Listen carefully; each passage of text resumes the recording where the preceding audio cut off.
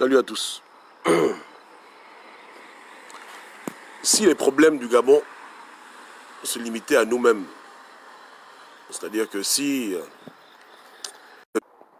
une jeunesse gabonaise africaine qui était friande de la politique, je ne dirais vraiment rien. Mais on a beaucoup d'Africains qu'on doit émanciper. Et depuis 3 ans, vraiment, Jean Ping a abruti les Gabonais. C'est-à-dire que une Afrique qui fait tout pour s'émanciper, pour être responsable, depuis 3 ans, son disque n'a été que crié vers les colons.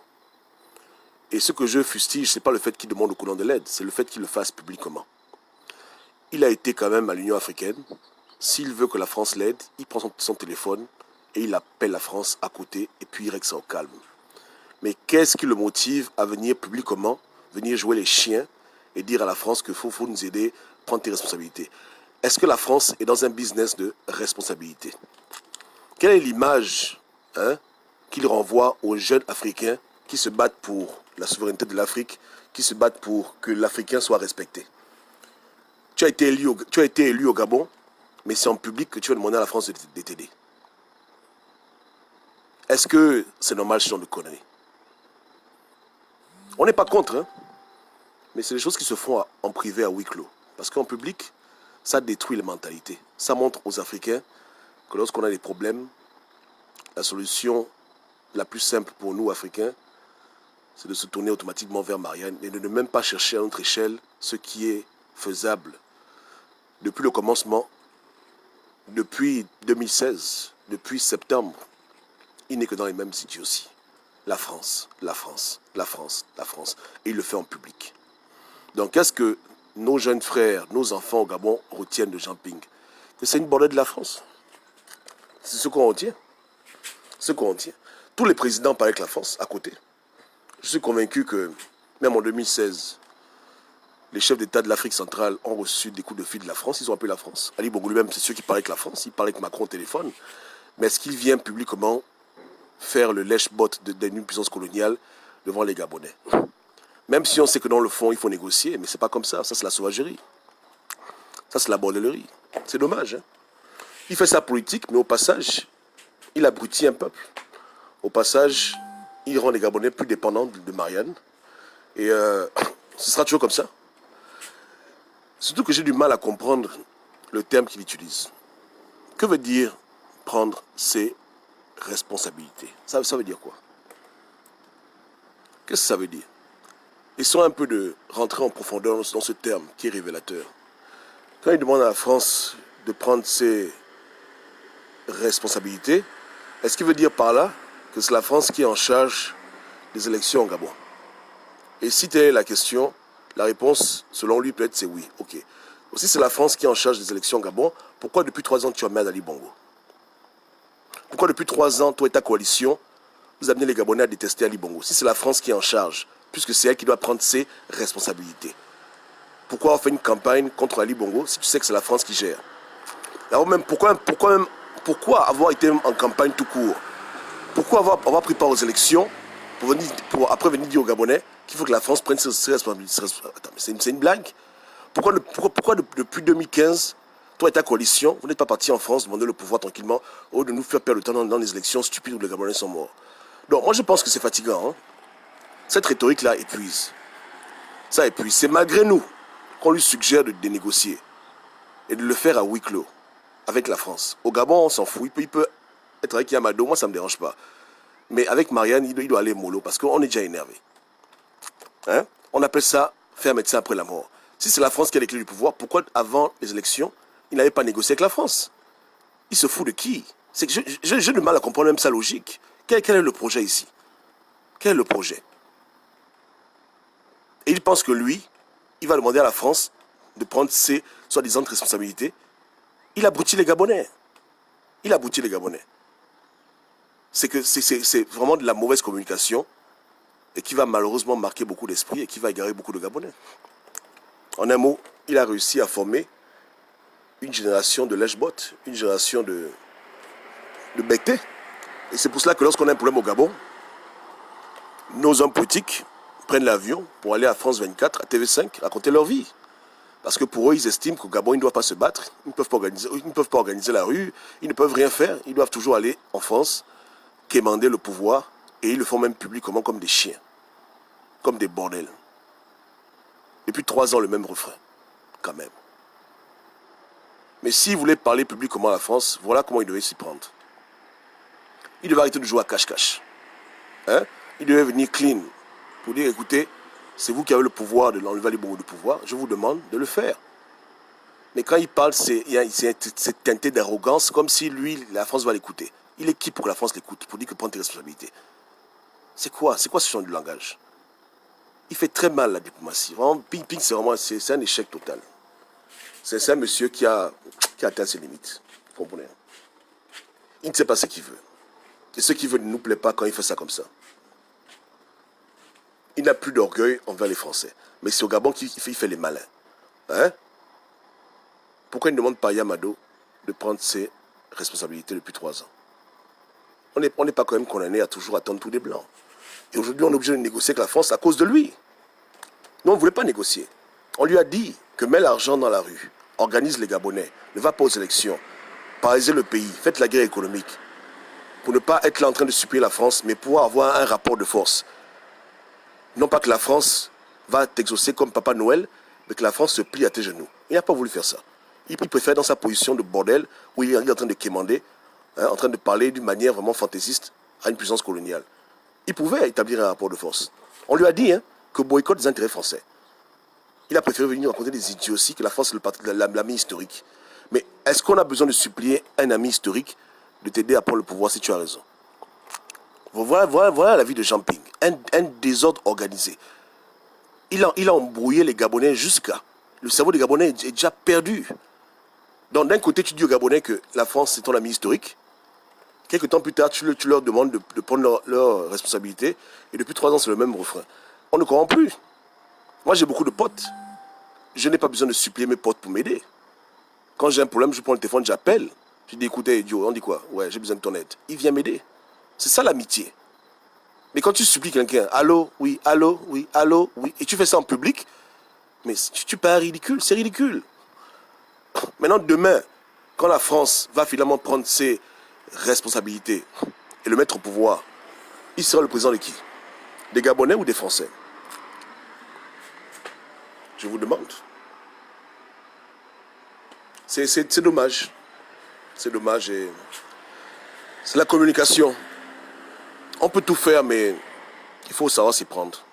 Je dis que les négociations avec les États se font en privé. Avec les frères, ça se fait en public. Mais lui, il a toujours fait l'inverse.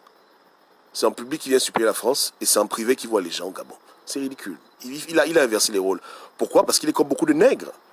Il a de la révérence envers les Blancs et pour lui, il ne peut jamais se battre avec les Blancs.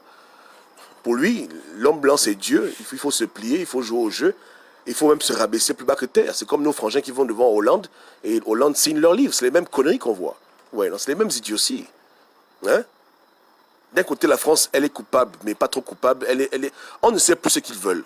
La France, elle est coupable ou elle n'est pas coupable? Et si elle est coupable, pourquoi tu la traites comme si elle n'était pas coupable? Pourquoi tu mets la culpabilité sur Ali Bongo si c'est la France qui a les clés en main? Mais merde! Tout ça seulement pour que les Gabonais détestent Ali et que les Français te mettent au pouvoir. C'est ridicule. Il faut assumer. Si Ali Bongo est une bordel, la France est une bordel. C'est tout. Les choses sont simples. C'est tout. Si Ali Bongo a du sang sur les mains, la France a du sang sur les mains. Pourquoi embrouiller les Gabonais le cerveau? C'est triste, hein? C'est malheureux. Et je le répète encore. C'est-à-dire que lui étant pédégiste à l'époque, aujourd'hui Ali Bongo étant malade, il n'aurait eu aucun problème à prendre le pouvoir. Il aurait été forcément numéro 2 dans le régime pour s'imposer. Mais il a voulu être opposant, il n'est pas opposant, il est révolutionnaire, il est diplomate. C'est son manque de consistance dans sa posture qui lui crée des problèmes. Il ne sait pas ce qu'il veut. Il est très lent et il s'embrouille trop. Il s'embrouille trop. Moi, je ne peux pas tolérer ce monde-là. Un monde où un président gabonais passe son temps à lécher les pieds des Blancs et au Gabon, il manque aux gens de respect. Au Gabon, il fait les malins avec les Gabonais. Il va dire que Yamados, la tour de Pise, mais il ne sera pas capable de dire devant les Gabonais que la France, c'est une tour de Pise. J'aime pas, c'est pas bon. C'est pas beau à voir. Ça fait que nous, on passe notre temps à détester les Noirs, mais les Blancs, dans notre conscience, on les voit toujours comme des gens sains, même quand ils font des conneries. Il n'arrive pas à être objectif.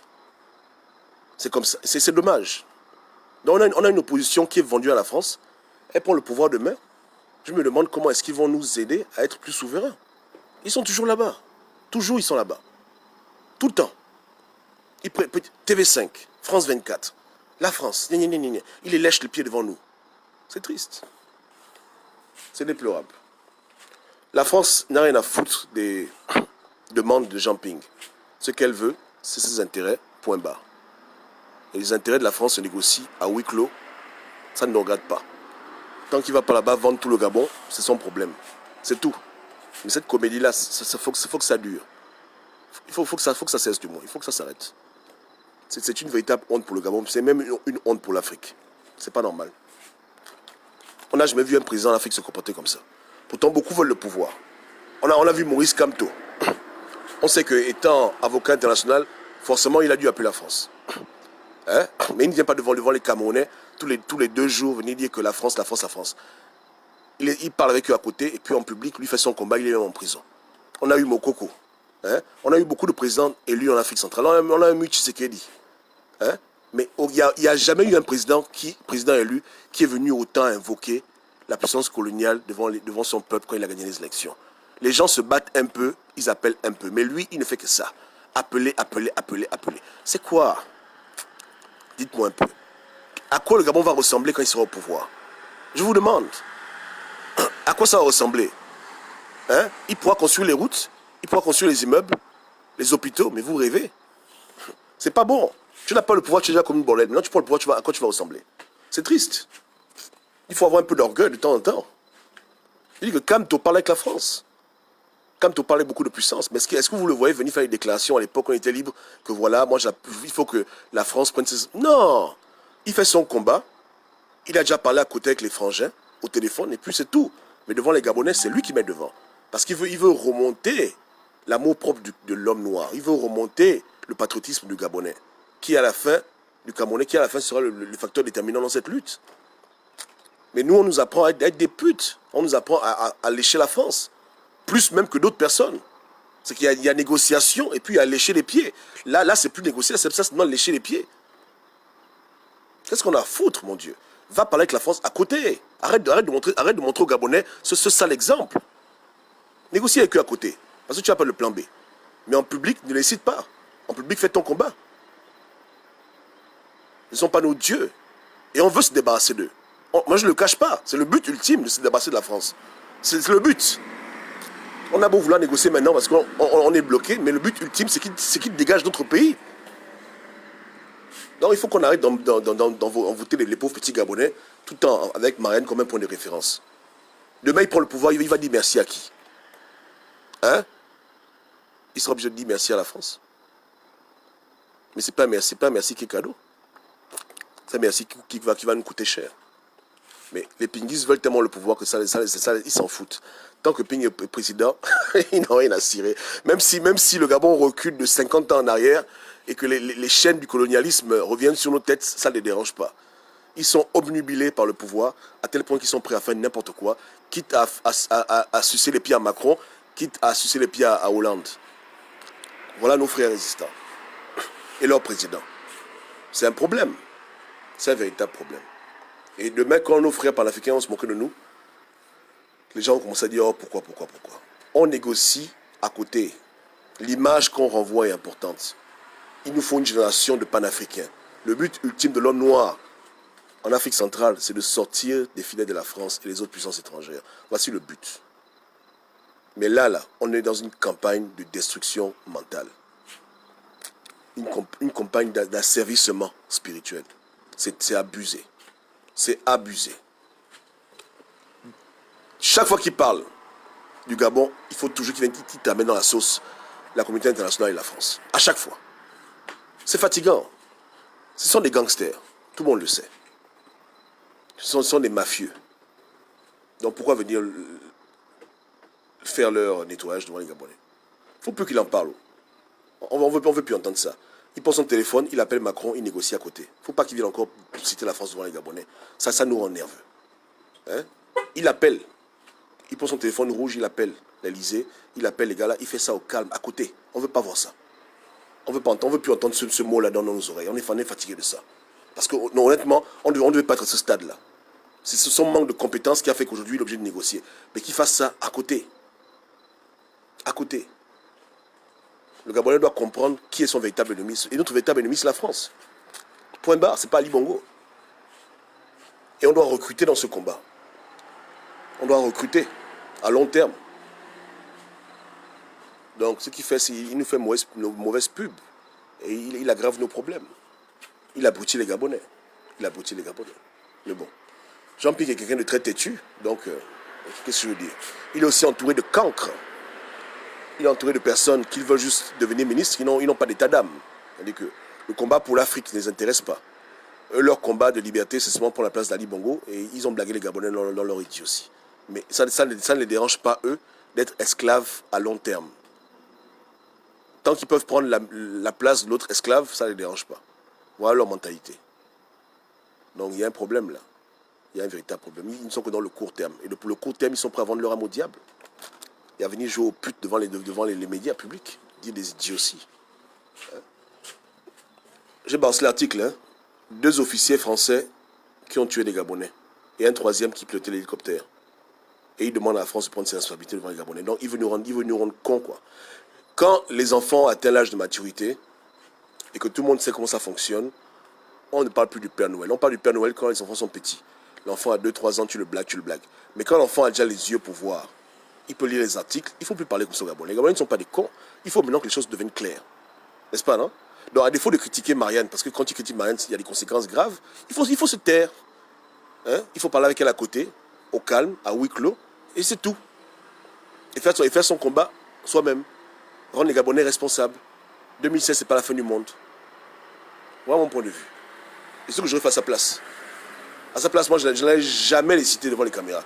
J'allais les appeler, négocier avec eux à côté. Quand c'est bon, on roule. Mais pas question de venir devant les caméras, les citer, venir faire leur apologie, les élever au rang de policiers de la terre, les élever on négocie à côté les contrats. Ça s'arrête là.